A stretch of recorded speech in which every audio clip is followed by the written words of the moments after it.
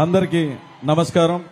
ఈరోజు Kakinada city Kakinada parliament కి వచ్చేసిన కాబోయే ముఖ్యమంత్రి గారు నారా చంద్రబాబు నాయుడు గారికి నా హృదయపూర్వక నమస్కారాలు.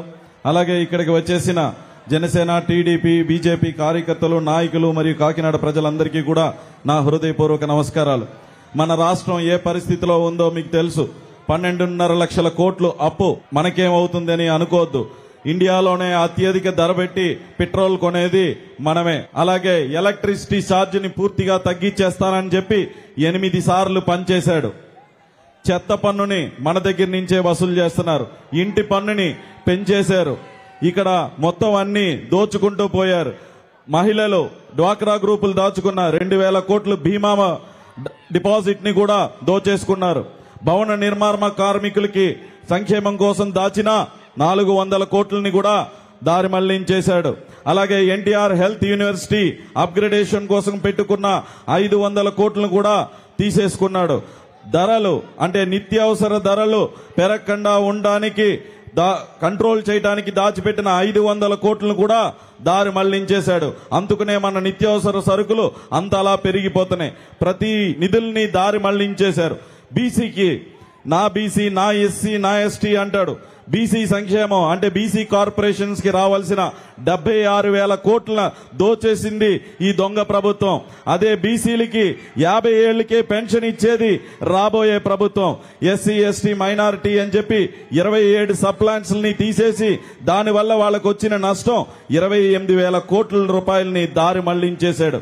ఇలా అన్ని దారులు మళ్లించి 12.5 లక్షల కోట్ల రూపాయలు మన రాష్ట్రాన్ని అప్పుల పాలు చేసేశాడు. అప్పుల పాలు చేసేయటమే కాకుండా మనకి ఏ అభివృద్ధి జరగలేదు. కాకినాడ పార్లమెంట్ అనేది 25 అంటే రాష్ట్రంలో ఉన్న అన్ని పార్లమెంట్లలోని అత్యధిక వనరులు ఉన్న పార్లమెంట్. ఈ పార్లమెంట్ లో పోర్ట్ ఉంది. పోర్టుకి దగ్గరలో ఎయిర్పోర్ట్ ఉంది. ఆ కనెక్టివిటీ ఏడీబీ రోడ్ లాస్ట్ ప్రభుత్వంలో చూస్తే అది చక్కటి ఒక రోడ్ లా ఉండేది. వరల్డ్ లెవెల్లో అవార్డు కూడా వచ్చింది. నిధుల్ని కరెక్ట్ గా ఉపయోగించారని అవార్డు కూడా వచ్చింది. కానీ ఇప్పుడు వారానికి 2 చచ్చిపోతున్నా 5 సంవత్సరాలుగా ఏడీబీ రోడ్ ను కూడా కంప్లీట్ చేయలేదు. అలాగే మన ఆంధ్రప్రదేశ్ లోనే అతిపెద్ద ఎస్ఈజెడ్ మన కాకినాడ పార్లమెంట్ లో ఉంది. రైతుల దగ్గర నుంచి 3 లక్షల రూపాయలకి ఎకరం కొని 11,000 ఎకరాలని ఏ ఉద్దేశంతో అయితే తీసుకున్నారో అక్కడ పరిశ్రమలు రాకుండా దాన్ని ఒక రియల్ ఎస్టేట్ ఏజెన్సీ లాగా ఉపయోగించి అరవిందో సంస్థ పరిశ్రమలు తీసుకురావటం లేదు. యువతకి ఉపాధి లేకుండా చేస్తున్నారు. అలాగే ఈ పర్తిపాడు అంటే కాకినాడ పార్లమెంట్ లోనే మైనింగ్స్ ఉన్నాయి. ఆ మైనింగ్స్ అన్నిటిని కూడా వైసీపీ ఎంపీ అభ్యర్థి చెలమలశెట్టి సునీల్ అనే వ్యక్తి 5 సంవత్సరాలు కూడా దోచుకుంటూ ప్రతి లారీకి 3,800 చొప్పున వసూలు చేసి వేలాది కోట్ల సొమ్ముని ఆయన తినేసిన డబ్బుతో ఇప్పుడు ఎలక్షన్ కు వస్తున్నారు. ఆయన ఏ రోజు ఇక్కడ ఉండింది లేదు. ఏ రోజు ప్రజల్లో మమేకమైంది లేదు. మీరు ఎక్కడైనా చూసారా? ఒక ఎంపీ అభ్యర్థి బయటికి వెళ్లాలంటే 2 క్యారవాన్లు తీసుకుని వెళ్తున్నారు. ఆయనకి స్టేటస్ కోసం మాత్రమే ఎంపీ అవ్వాలని ఉంది తప్ప ఆయనకి ప్రజలకు ఏమీ చేద్దామనే ఉద్దేశం లేదు. ఏ రోజు కాకినాడ ఉన్నది లేదు. ఎప్పుడు ఎలక్షన్ కి ఒక నెల రోజుల ముందు వచ్చి ఎలక్షన్ అయిన సాయంత్రమే వెళ్ళిపోతుంటారు. మళ్లీ ఈసారి వచ్చేటప్పుడు వేరే పార్టీ మారి వస్తారు తప్ప ఏ ఉపయోగం లేదు అతన్ని గెలిపించుకోవడం వల్ల. అలాగే క్యారవాన్ అంటే ఎండ తగలకూడదంట, నీడలోనే ఉండాలంట. ఎవరికైనా ఇంటర్వ్యూ ఇవ్వాలన్నా సరే వెనకాల క్యారవాన్ లోకి రమ్మంటున్నారు. అంటే ప్రజల్ని కలవటానికి ఇష్టం లేదు. ఆయనకి ప్రజల్లో మమేకవటం ఇష్టం లేదు.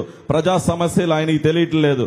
నా పోలే ఇంకో పేరు పెట్టి గాజు గ్లాస్ లాగే ఉండే ఒక సింబల్ ను పెట్టి దొడ్డిదారులన్నీ ఎదుక్కుంటున్నారు ఎలక్షన్ గెలవటానికి.